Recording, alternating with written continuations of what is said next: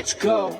Welcome to the Soul Fam podcast, where we expand your personal universe. I'm Diana Marquetta, and in each episode, Soul Fam co-founder, co-creator Lexi Strummer-Solden and I interview the world's most rising and longtime experts in consciousness, spirituality, entertainment, healing, and science. From Earth's dimensions and dimensions way, way beyond. On the Soul Fam podcast, our frequencies are high and your heart chakras will open as these powerful voices of today share cutting-edge research, profound experiences, and valuable knowledge for your world in this out-of-this-world, thought-provoking, envelope-pushing interviews that could only take place right here on the Soul Fam podcast.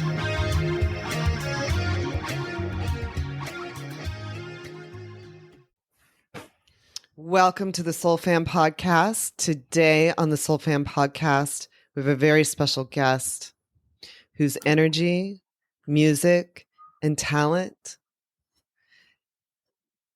works around the world.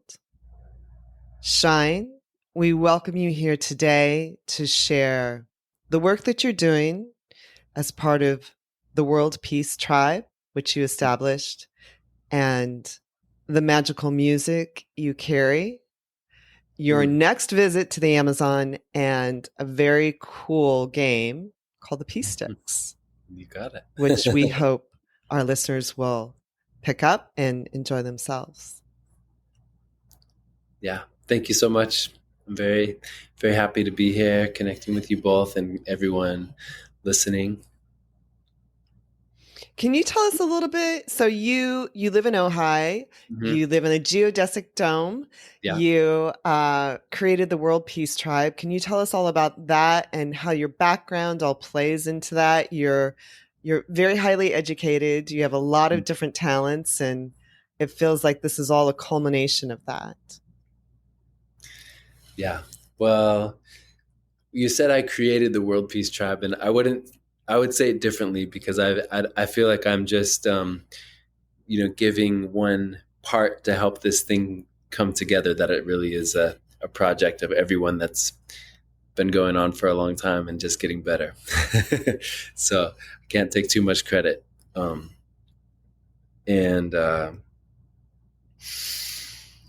Let's see. Yeah, I live in Ojai in a geodesic dome. I live in a conscious community, and I also went to school here for a little while when I was a kid. And we live right next to the Ojai Foundation, which is a place where a lot of peace teachers from around the world have come to give talks and hold ceremonies and prayers. And so I've really been blessed to experience that land and a lot of special gatherings and able to learn a lot from a lot of different people, as well as at our community where we've practiced like the way of the circle and the talking stick since I was a little kid.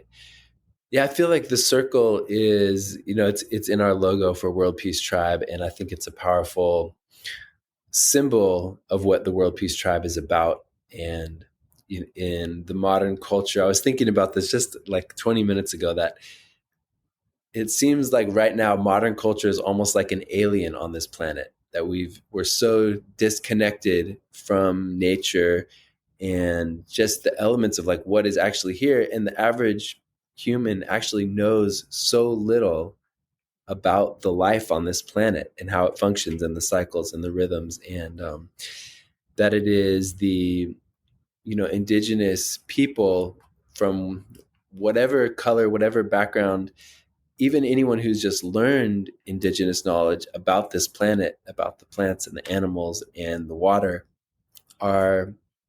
this is like our source, our hope to thrive here, because we need to be in a harmonious connection with what's happening on Earth, on Pachamama, with the life, in order to live well. And I think the circle is a powerful way that almost all the tribes have used throughout time to create peace and hear each other.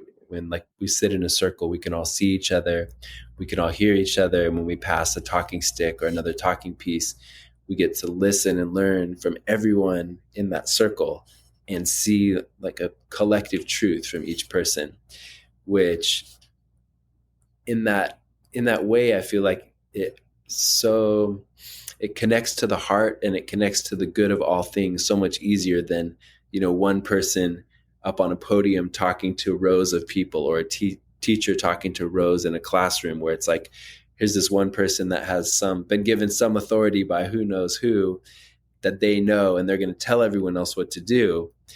And it's just, we've seen how far off course and how much damage has been done by that type of thinking, that type of acting, that type of focusing the energy of human beings. So the World Peace Tribe, I see it as like reforming the circle and really learning to listen to those who have been learning about the earth, whose maybe cultures have a lineage that's still intact, and to listen to each other and to listen to the children, because I feel like a lot of times the children have naturally a connection to nature. Like I think all of us do, because we are nature.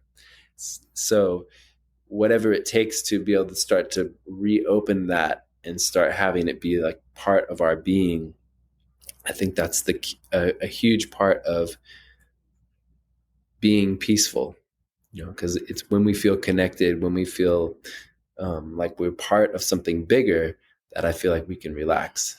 I know I get stressed when I feel like I'm trying to carry everything and do it all myself, and it's like all in my mind. And it's a challenging process even for me to relax enough or do what I need to do so that I feel connected again. And I know that most humans have lived trauma. Most humans alive on this planet have lived trauma. Our ancestors have lived trauma. And sometimes it's, extreme trauma that is really affecting our body and our mind. And it's really, really hard to like come into our hearts, because we're just like so scared and sometimes so hurt. And so I feel like that's another part of the circle, is like when we come sit in a circle, when we feel that there are like all these people that care about us, that love us, that are going to make choices that are good for us, it allows us to like soften and start to receive. And then it becomes easy to share our peace, our gift, because I believe everyone in the circle has a gift. And once we know that everyone in the circle actually wants us to like live our gift and our dream, then it becomes joyful and it becomes easy, and we get to do it and be seen and have it received, and the people feel joyful and receive other, and all of a sudden we're in like this abundance, because everyone is living their truth. And so Do you that's think when we're in a circle, it's also because we're allowed to connect with each other? It's, like you said, instead of being in a classroom or we're at a TEDx talk, it's mm-hmm, that we're in this circle, so we physically sort of connect with each other on a vibrational level, just by the way our bodies are positioned and mm-hmm. our abilities. I mean, you can sort of block that as well, but in a circle, you almost don't have a choice. You kind of have to open up a little bit. Yeah, I know that. I've witnessed, I felt it a lot. And I brought a talking stick even here. And I think, a talking stick is like a way that we can kind of create a circle, even if we're not able to sit in a circle. And just by knowing that between us three who are here now, we're all going to choose to, give our full awareness and presence to listen to each other. And we're going to, pass this in a way that I want you to speak from your heart and speak your truth, and that we're all going to do that in a way that we're able to learn together, that it's not about, me proving that I'm this, or proving a point, or arguing, or that I'm better, or anything about what I am or what you are. It's about, here's this opportunity for us all to learn better, and from what we learn better, to live better. And so even like the energy or the concept of the circle or the way of counsel can be done without physically sitting in a circle.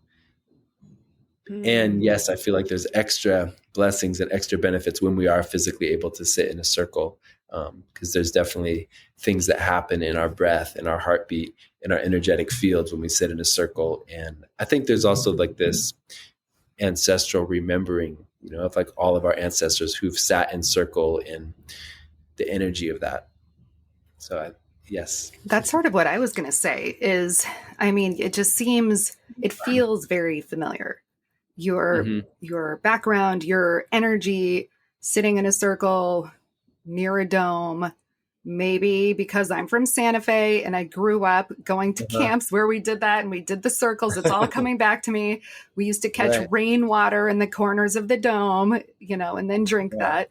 So I think that though, even if you've spent most of your adult life, in a suit, going to work in a high rise, there is probably still that cell memory, as you were saying, of Yeah. being in a circle in community. And perhaps even if we think we're so far away from that, it's really just giving ourselves the opportunity to remember that simplicity of being in a circle and Yeah. sharing. Yeah. Yeah. I've witnessed that many times.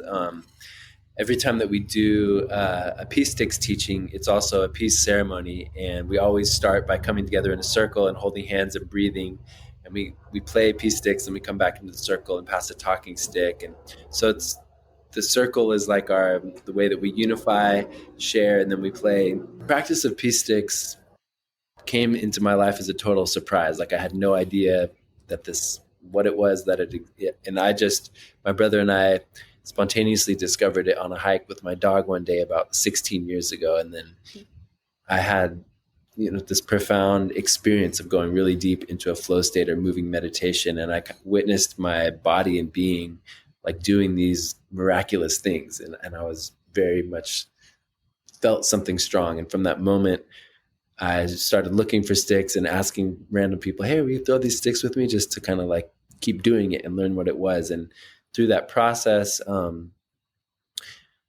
after about 3 years, I went on a hike and kind of did a vision quest. And in that hike, I was shown like to start teaching it to people and to call it peace sticks and to do this blessing of the inner peace, outer peace, world peace, and work with that like theme. And then I started doing these teachings in a local park at a drum circle. And from there, as people began doing it, we started getting invited to go different places. So we got invited to go to like a Lucidity Conscious Festival. And from there, I got invited. One of the participants in our peace ceremony was working at a drug and alcohol rehab center, one of the top ones in the world in Malibu. So he's like, this would be great there, and invited me there. And then I worked there for like several years doing peace sticks there. And then we got invited to go to, all different schools from like preschool to university, and then also corporate team building, like getting flown to Texas and training like this team of 50, very high level bankers for 3 days in Texas, and to like at risk kids in like a juvenile detention center. So I've really got and to go to Nicaragua and Indonesia. So I've played with like this huge variety of people. And what you said is so true. That was a long answer to that, but that when people come into a circle, there is like this just cellular knowing, and you can feel this shift and like a relaxation and a connection. And I think that as human beings, humans very much are like a group or tribal species, and our survival in nature really depends on our tribe. And especially because the human being is so vulnerable for such a long time at the beginning of their life compared to most other animals. So, until you're ready to like hunt and kill an animal and build your own shelter, and by the time you're 13 or 14 in a tribal culture, like your life is always dependent on your tribe, your mom and your dad and your cousins and whoever's around that is doing everything to give you safety and protection and life and friendship and love. And I think all human beings somewhere, like, we desire that so much, to be accepted and part of a group of people who care for us. And I think that just coming and sitting in a circle or holding hands in a circle kind of activates that memory, and obviously that's just a little tiny dose. And I think we actually need a lot of that on our planet, to ground and actually do a more harmonious job of living here and helping each other, so that we're happier and more peaceful and thriving. With the pea sticks, how and hopefully you'll demonstrate, but what have Mm-hmm. been some of the significant sort of incidents that you've noticed? I mean, what a variety of people that you've worked with on this, from Mm-hmm. bankers to at-risk youth to, I assume, families that are just together. Mm-hmm. What's kind of been, is there a common sort of shift you see? Are there any incidents you see? Do people cry? Do they have fun? Is it physically something they sort of experience? It's definitely physical because you're catching and throwing 2 or more sticks at a time. So it's 100% a physical activity and 100% an interactive activity because it's with someone else. And it's, well, I've seen a lot. Laughing is like, high 90% of the time people are laughing or smiling, sometimes ecstatically, sometimes like laughing like uncontrollably. And also crying, especially in the rehab centers.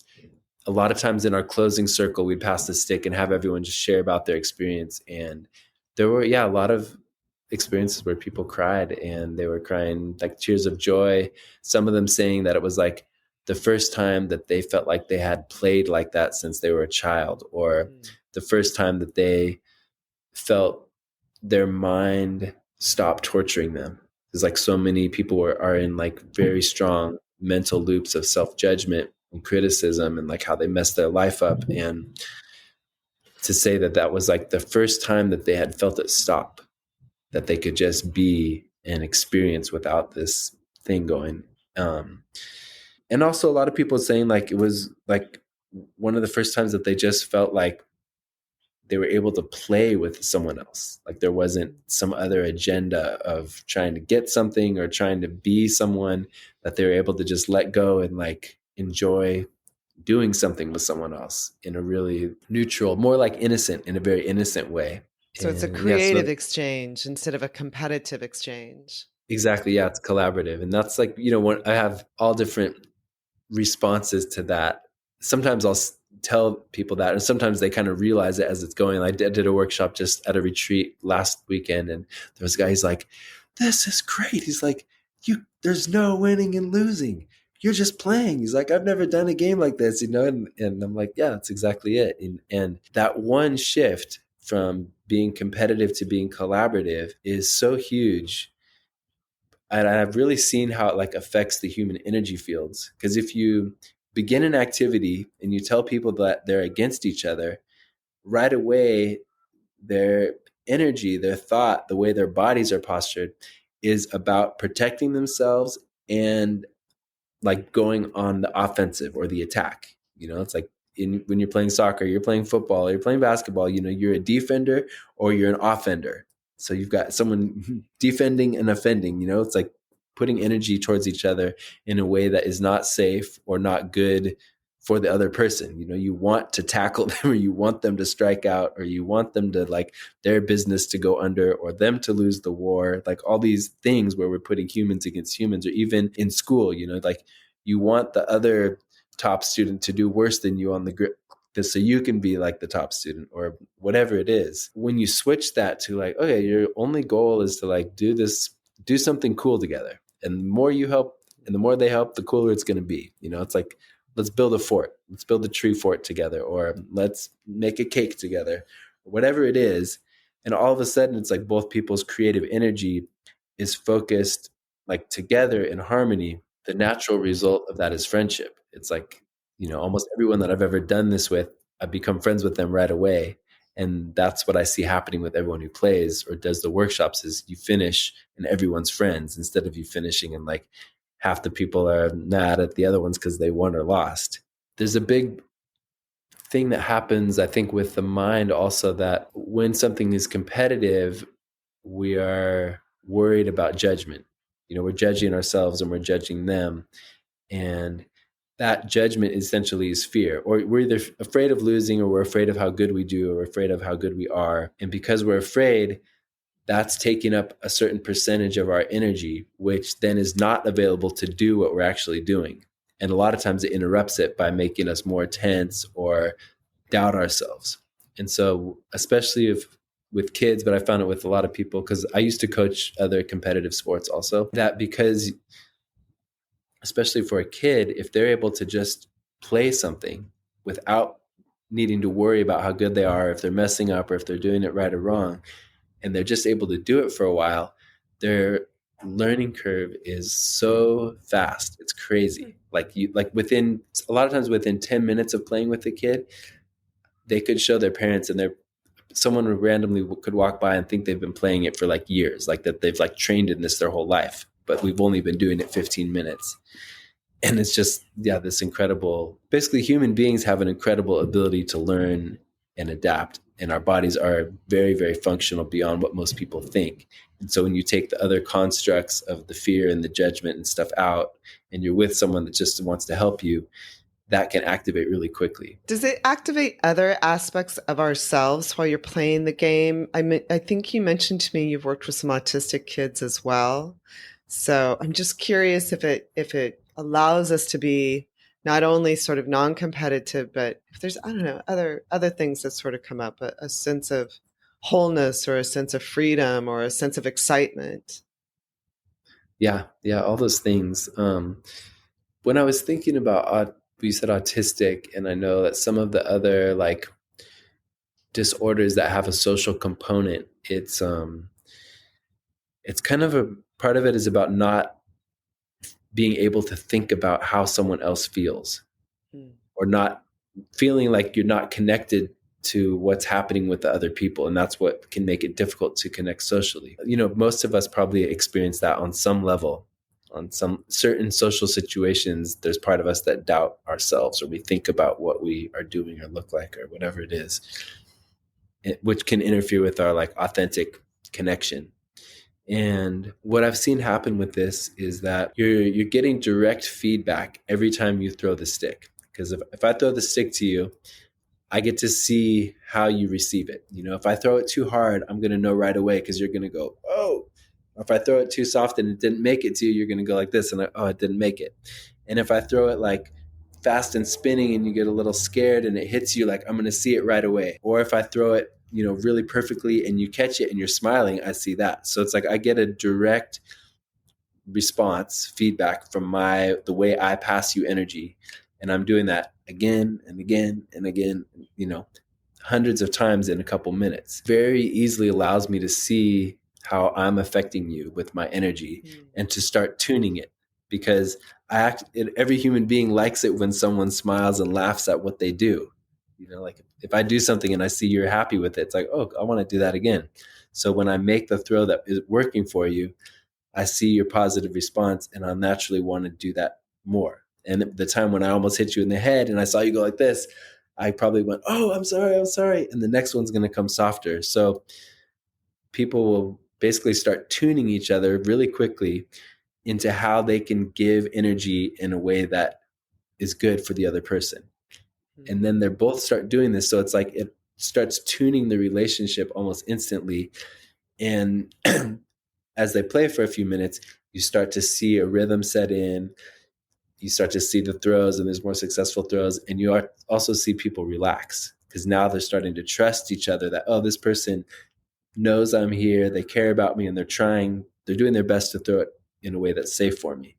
And then you see like the tension relax and the more joy come in, and all of a sudden it's like, check this out, like, Mom, go look, I'm doing this thing, you know. Sounds like a great beach game. It is good on the beach. It looks so fun. I mean, I want to play right now. It looks very regulating, right, for just stress and emotions. And I know like 6 neurodivergent kids, including my own, that I just want to drive over to Ojai right now, just pull them out of school and play some sticks. But when I think about those kids and why organized sports aren't necessarily working for them, it's very competitive. It's they don't want to mess up. Sometimes like the fine and gross motor is not where other kids of, their ages are. And Hmm. my own son, for example, he'll play dodgeball at school. He'll play whatever at school, but he is adamant that he does not want to do little league, basketball, soccer, anything like that. Yeah. This, if it's just fun and you're throwing sticks and nobody's winning, I know that he would be on board with this because he likes to have fun. He just Right. doesn't like pressure, and who can blame him? Right. Yeah. So do you have like a spring break camp or something coming up that we can I'm just kidding. We are. Yeah, we are actually going to do a training day in Ojai on May 7th. So that would Okay. that's the next thing that we have scheduled. That is like an intensive day where people can come and really go deep and learn about it. And I was thinking about your son, and one of the things that kids love about it is that it's pretty much like a ninja practice. You're catching and throwing sticks, and you can do it at a really high level if you're experienced. You can be throwing 3 sticks that are fast and spinning, and it's like full on ninja play, which like all kids are like, I want to be a ninja. And so they actually get the chance to like be a ninja, but also learn how to be a peaceful ninja, how to use your energy in this like miraculous, fast, complex way while giving care to the person you're playing with. So it's this balance of yin and yang in that way. It's like powerful and Yeah. loving. Where did Hmm. this start? Did we go over where in the world this originates from, or there's multiple different points of Um, origin? it started in this generation. It started with my brother and I on a hike and my dog. I guess it kind of started with my dogs because I played a lot of stick games with my dogs growing up. Not in this form where you throw it, but they taught me a lot about like presence and play and connection through playing with sticks. And it came spontaneously to my brother and I when we were on a hike in this old growth oak forest in Northern California with my dog and another friend. And we just spontaneously picked up these sticks and started throwing them. And that's how it started. Um, I do. I feel like there's a high chance that some other human beings have done this before on the planet because in some way it's so simple. And I really like learning about ancient cultures. And when I think about why is it so natural for people to catch and throw these things even without any experience, and you think about early humans, and it's like a stick was like everything. A stick is your food, a stick is your fire, a stick is your tool, a stick is your instrument. Like the moment human beings started grabbing sticks and doing things with them, that became like a very, very big part of what we are and how we live. And yeah, so I feel like it probably has been part of the play experience on this planet before, but in this lifetime, I never saw it anywhere else, and it came first to my brother and I. So then we started sharing it It's around. amazing. Maybe you've done this before in different I lifetimes. feel like I feel like I have, and I know you work with a lot of other cultures and you do a lot of work with indigenous cultures. Mhm. Does it resonate any differently?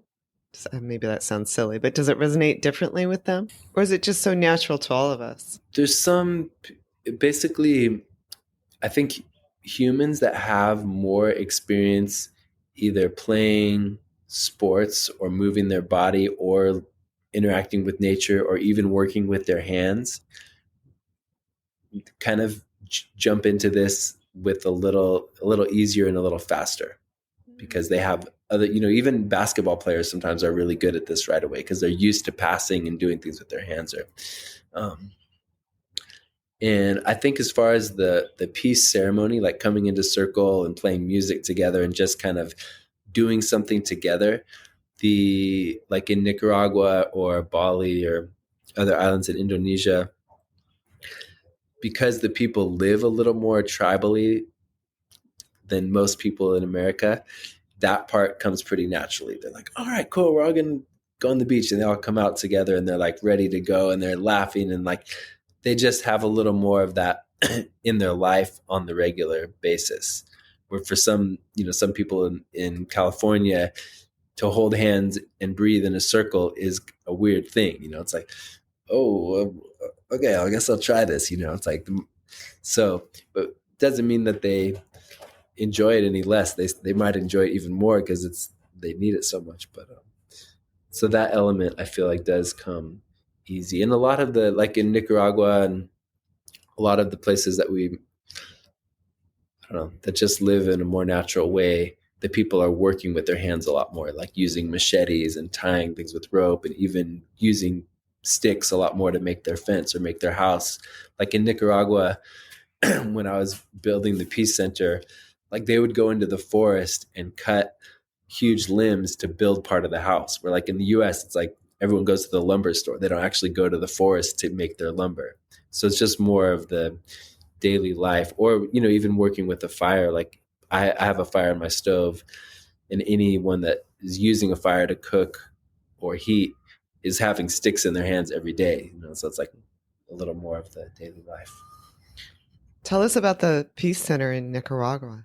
I first went to Nicaragua to surf because I had heard that there's really good waves there. So I was down there surfing, and this was, I don't know how many years after, maybe like 5 or 6 years after we had started Peace Sticks. So we'd already been doing Peace Sticks workshops and stuff and making some sticks here in California. And when I went there, I had a really good connection with a guy he was in the Navy. He was actually flying a bomber, and then had just really had this awakening experience, moved to Nicaragua and had started a hostel. And I met him right when I got there and had a really strong connection. And he was really like connected to the local people because he was doing different projects.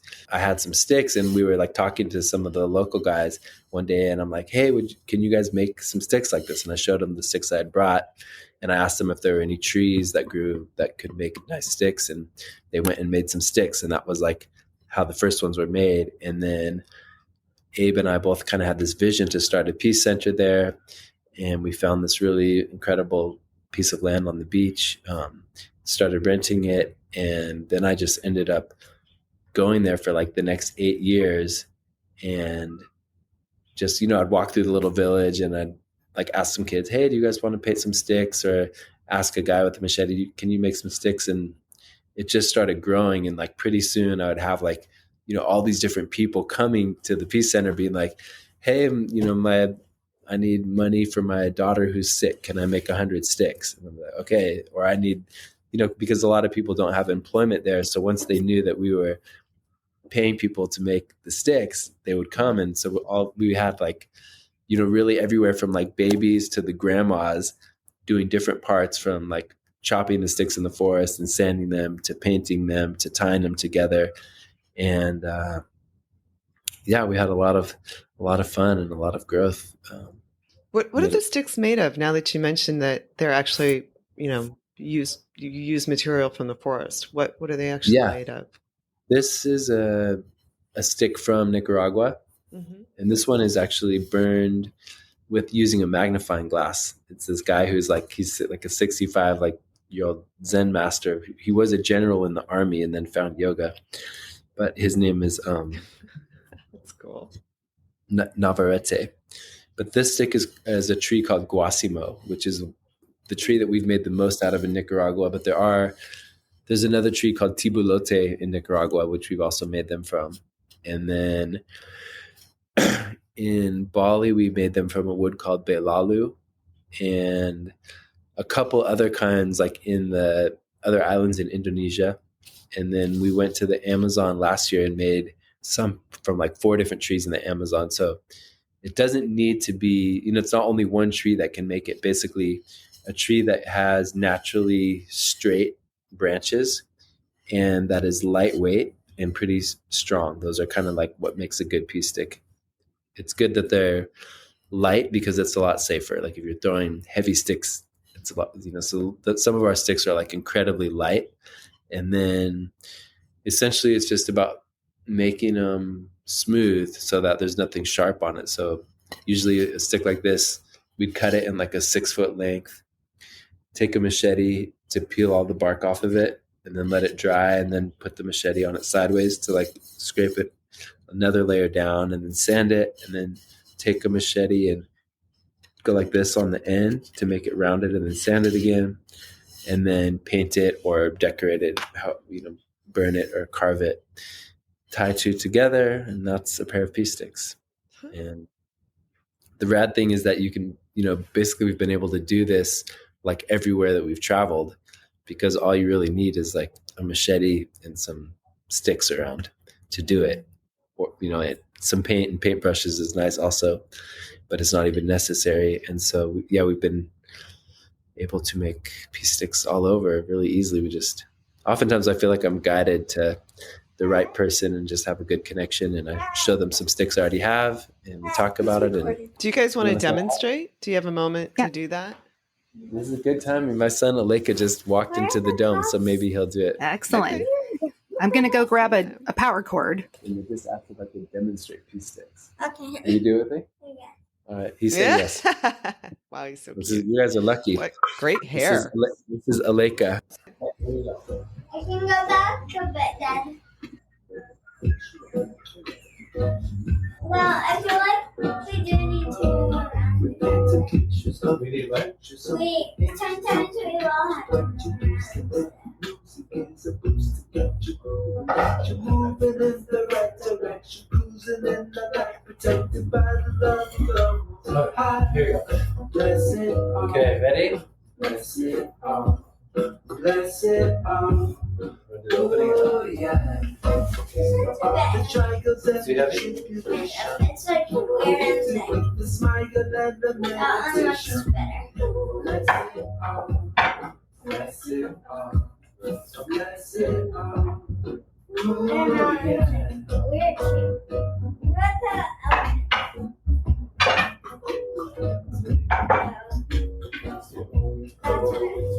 Okay, here we go. Not necessarily. But if you want to, that's okay. I want our love, our people to soar. To oneness, consciousness, we will explore. So bless it from the outer to the core. The power of true love forevermore. Bless it all. Bless it all. Bless it all. Oh yeah. All the trials and the tribulation. I'll make it with the smile and Oh, the look, this thing meditation. is weird. Bless it all. Bless it all. Bless it all. There's like nothing sticks in here except this one. Step forward, Aleka. Go like a circle. Circle. What? Circle.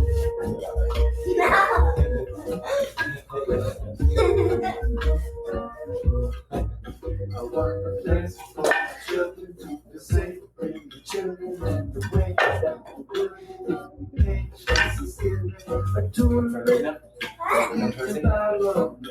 Mama Earth and her natural cycles. Meditation. Cycles of creation. There's a stick. I need meditation. Cycles of creation. I need meditation. Cycles of creation. Okay, we're gonna do one time with 3 sticks, then we'll be I'm done. not going to be able to play with Tolerance and compassion. We see harmony is the best. I don't think I'll Teach us something, you to what you used to be. Music is supposed to get you moving. Moving in the right direction, cruising in the right direction. By the love of Most High. Bless it all. Bless it all. Bless it all. Oh yeah. Try to let the tribulation. To put the smile and let the meditation. Bless it all. Bless it all. Bless it all. Oh yeah.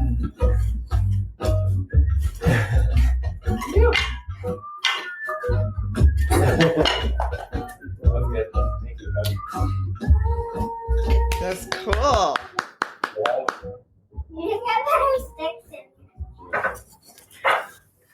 Could you see it? Yeah, that is very That was cool. amazing. That looks so fun. I want to play right now. It does.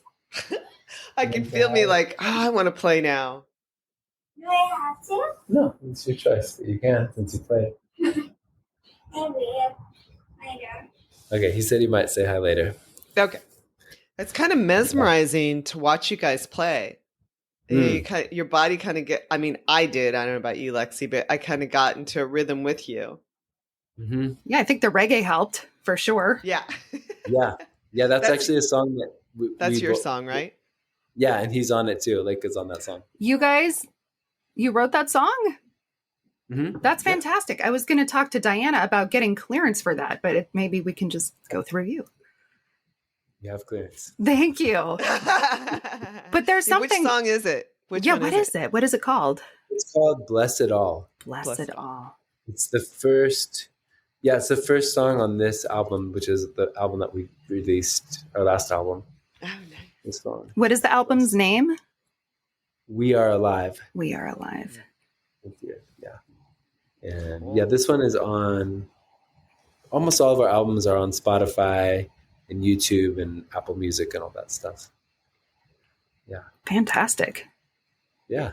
I mean, you're going to be on my Spotify forever and ever.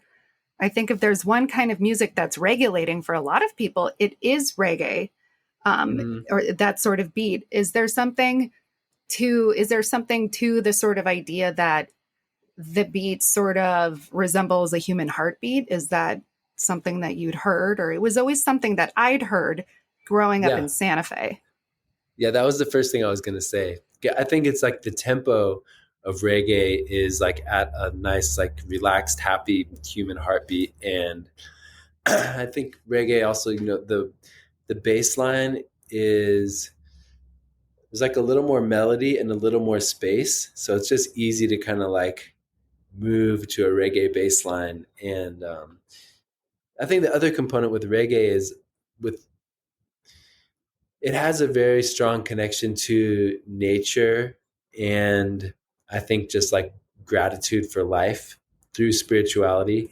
And I think that that's something that's allowed like Bob Marley's music and other reggae artists to touch so many people, because there is like this positive message and there's a truthful message that, kind of guides that genre more than a lot of others. Not that all reggae is positive or heart-centered, but there's a lot of reggae that is a prayer for nature and people, which is special, especially when there's a lot of like darkness in a lot of the music that I listen, even stuff that I used to like when I was younger. I listen to it now and I'm like, oh my God, this is like heavy, traumatic stuff that they're talking about, or a lot of judgment. And so, yeah, I like reggae music a lot. And my mom told me a story that she went to a Bob Marley concert when I was in her belly. So I actually have heard Bob Marley play live, and that was one of his last concerts. And many years later, I was traveling in Bali, and I bought a $1 DVD from a guy that was a Bob Marley DVD, and I went home and put it in, and it was a live footage of the concert in Santa Barbara that I had been at when I was in my mom's belly. It was a very, powerful synchronicity. Yeah. Yeah, that's so beautiful. Mm-hmm. You have a cool life. I'm relaxed now. I'm completely relaxed. After watching you guys play and listen to your music, I'm like, okay, everything's cool. Good. It's wild. Yeah. So before I forget, you're going to the Amazon soon, correct? Yeah, I'm going to the Amazon. It's actually my third time. I first went to the Amazon when I was like 18. I went to a part of Brazil because one of my friends growing up had moved here from Brazil. And then I went back, but in a part of Peru last year. And we're going back to connect with some of the same families in the Shipibo tribe. And I'm really excited. Where is that exactly in Peru? It's a city called Pucallpa. That's where you fly into, and then it's like a couple hours out of Pucallpa. So is that in the southern part? It's on the interior, kind of interior okay. northern part, I guess. Got it. Yeah. So you're in there. Yeah. It's I don't know. Have either of you ever been to the Yeah. Amazon? I spent a little time in Peru. Cool. Did you go to the Amazon or were you in the mountains more? I was up in the mountains, and I have to say I loved it. They could have left me there. Yeah. But, I went into the mountains another time, like 12 years ago, which was a very amazing experience. And last time I was in the Amazon, just remember kind of having this like moment of clarity and acknowledgement of like how special it was to be in a place that was so alive, to hear like this amazing orchestra that's just like all the time happening of frogs and insects and birds and just like life just going like singing, like singing for joy at the top of its lungs always. And the river and like, wow, like this is a possibility on our planet. This exists on planet Earth, and I actually get to be here and like experience it. One of the most alive places on Earth, maybe one of the most alive places in the universe. Who knows? So it's just like very special, and also this like extreme awareness of the importance of protecting the Amazon and really protecting like every wild place on our planet, because I think almost everyone knows like just the rates that forests are being destroyed is like scary. One of the scariest things I could think of, really. And so to actually get to feel it and like know it firsthand, I think really deepened that like awareness. I mean, it's something that I've always cared about my whole life a lot, but I felt it even stronger. And I think the opportunity to connect with the Shipibo, the tribal people, and the plant medicines that they use for healing and connection to nature, that they've used for thousands of years, to also get to connect with that and then experience the connection with nature with the alliance of these plant medicines, where, I had experiences where the animals were like directly communicating with me, and even experiences where I felt like I became an animal.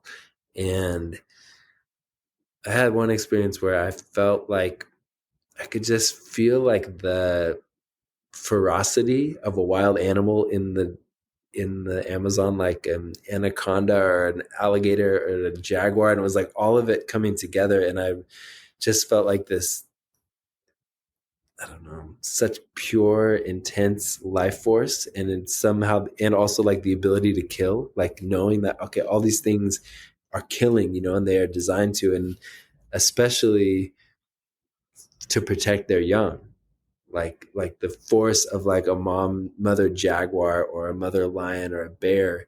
Like if anything threatened their children and the life of their children, they would be willing to kill it. And I felt like that depth of like commitment and protection to like all of the nature on the planet. And I was going through like, in some ways, like this rage towards everything that was harming nature, like towards all the military forces and logging and mining and just all the people that I was like seeing what was being done to the earth. And I was feeling like such passion and like, I don't know, just this extreme clarity, like that I was going to protect this with my life. And I saw how important it was. And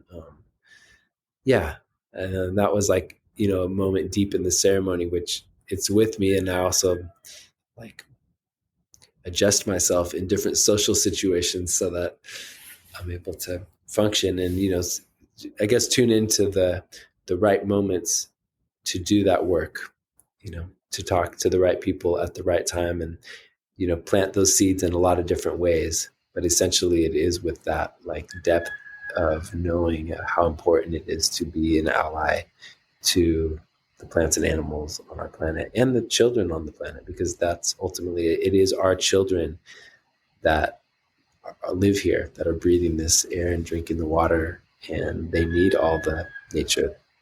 So it really is my role as a father on this planet to do everything I can to help the earth thrive.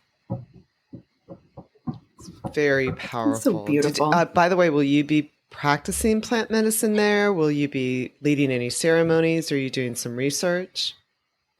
I will be sitting in ceremony with the Shipibo tribe and learning more about the plants and the process of connecting with them and making the medicine. And yeah, it's special because like in Peru, ayahuasca is completely legal, so and it's actually even legal in the US with certain churches that have complete legal right to use plant medicines. And same with the Native American church, which I became a member of several years ago. I was introduced through a family friend.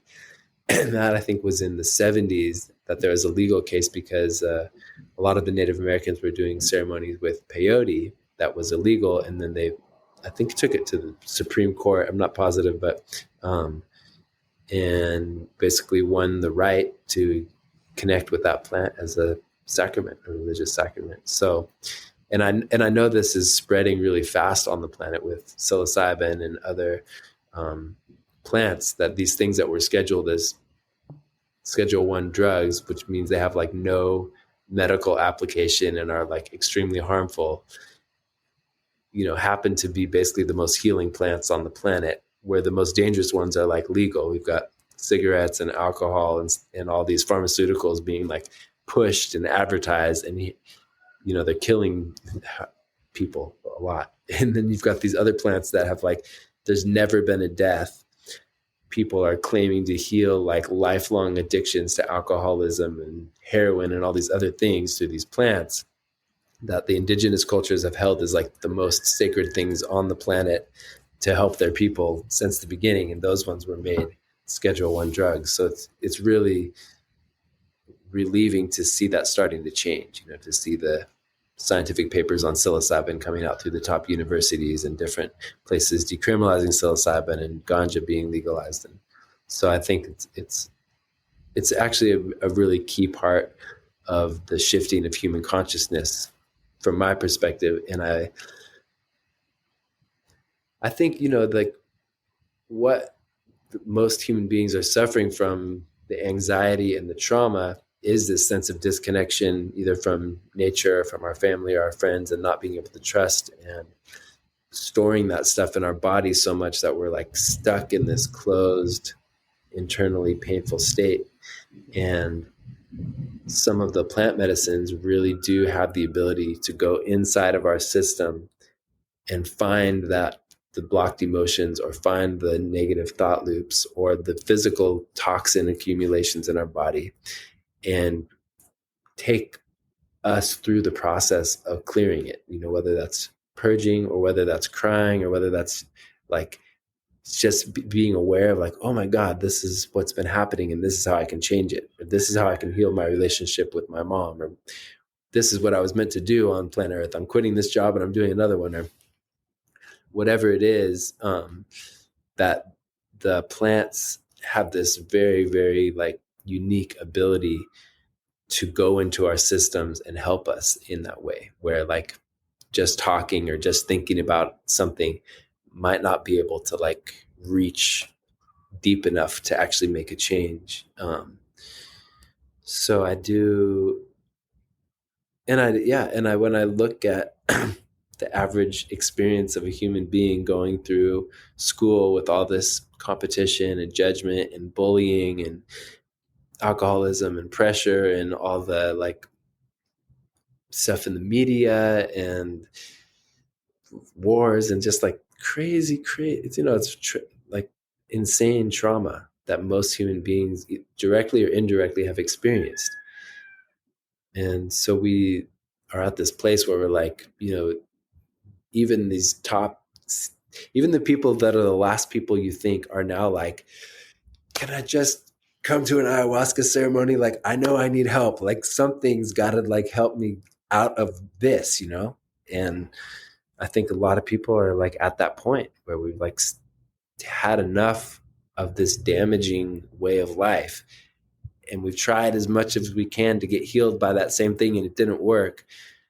And they're hearing their friend who, you know, went to the Amazon and was able to heal something they've been dealing with their whole life. And like somewhere they go, well, maybe that could happen with me too. And they go, you know, like people facing cancer. So yeah. And I'm so grateful of like I don't know, almost like the generosity and the forgiveness of the tribal people who have, you know, done so much to keep these ways alive, and that are like so generously helping people and sharing their wisdom and their knowledge.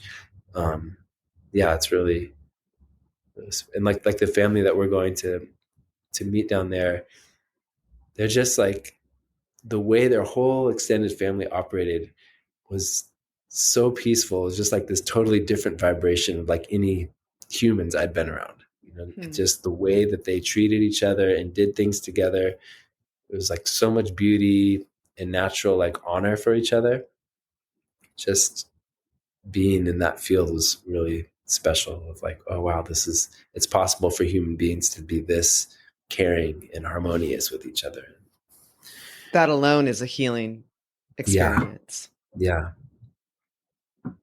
Yeah, I'm excited to hear what you learn there, and curious what other sort of plant medicines you might be learning more about while you're there.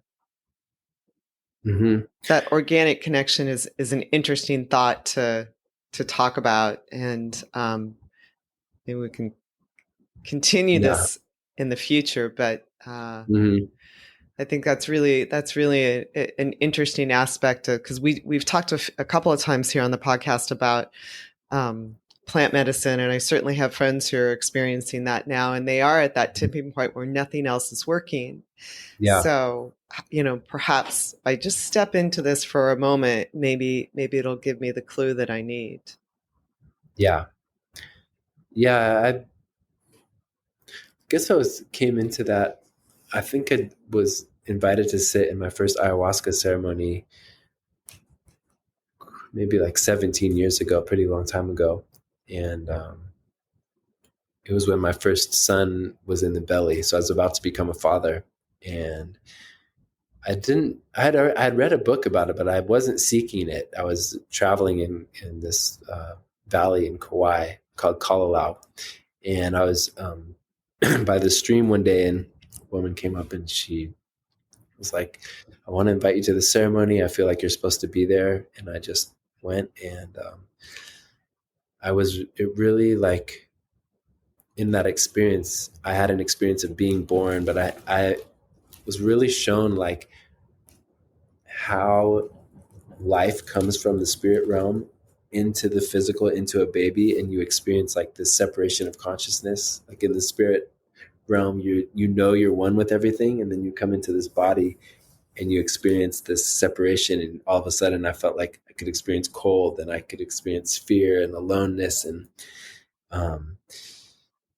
it was just showing me like inside out life being created. And then it showed what it's like it showed me all of the faces of my family at like their most intense moments, of like their most intense pain and fear and their most intense joy.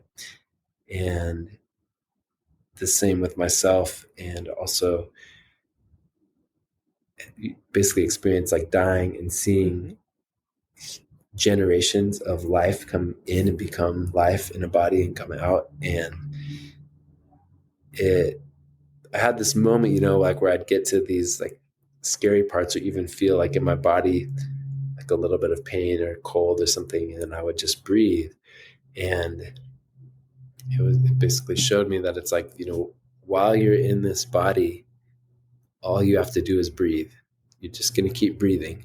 And no matter how scary, no matter how painful, whatever experience you have, your role is like, if you breathe, that's what you need to do, is breathe.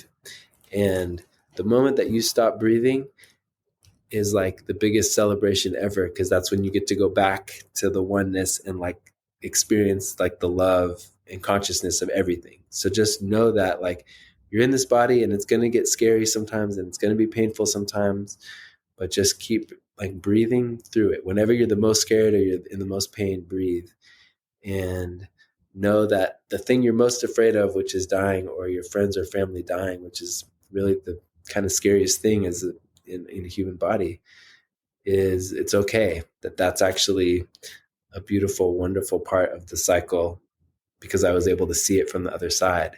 And really, like, I think helped me become, as I became a dad, to like watch a baby be born and be part of that and help it through, as it starts breathing and eating and talking and experience what this is.